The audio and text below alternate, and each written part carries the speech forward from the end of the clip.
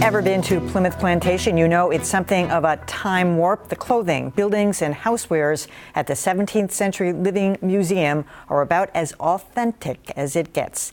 Now visitors have the chance to see how early settlers combined function and artistry to make their goods. WGBH News arts editor Jared Bowen has more. I'm so eager for a larger house. This house is so small.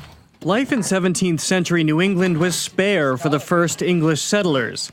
So at Plimoth Plantation, which recreates a 1627 Pilgrim community and native Wampanoag site, the setting is a remote village in the wilderness. Everything that we see here is used in a very practical sense, but how much artistry was there behind it in its creation?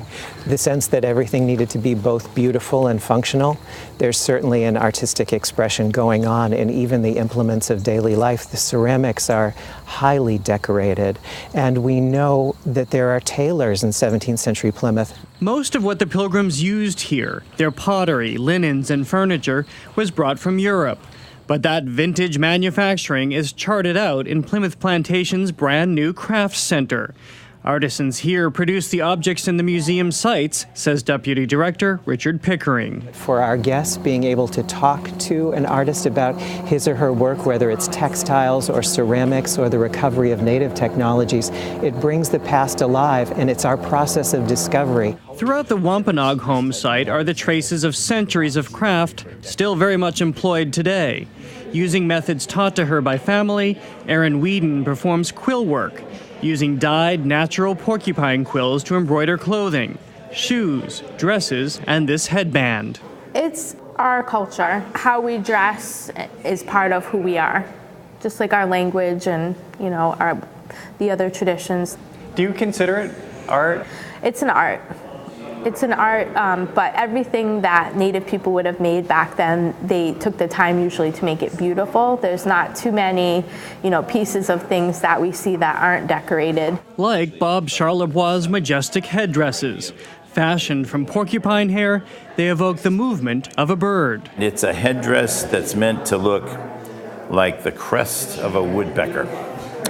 And that was seen as a fighting bird. That was a bird that would have given her life to save her babies. She would have fought to the death, and this was worn by men from a warrior society. Learned from tribal elders, it's painstaking work. Strictly for type B personalities, Charlebois jokes. What I do is I take a piece of the deer tail and I cut it right at the base like that, so it's fairly even. I fold it over the lead line,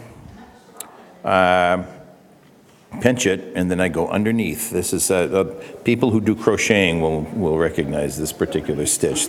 The first English settlers had barely enough resources to survive, let alone make their own goods. So potter Ron Dean produces the English and Dutch pottery that populated settler homes and that would ultimately inspire early American style. A lot of their uses and functions were different at that time. They would drink out of a pot that had a spout. So that handle, to me, is not functional for what we're used to. I wish I could go back and talk to some of these people and ask them about it. In essence, the artisans producing at Plimoth Plantation are on an archaeological dig, going to the heart of the art. That's our process of discovery, is trying to do the work a man or woman did in the past, and it leads us to discover their hidden lives.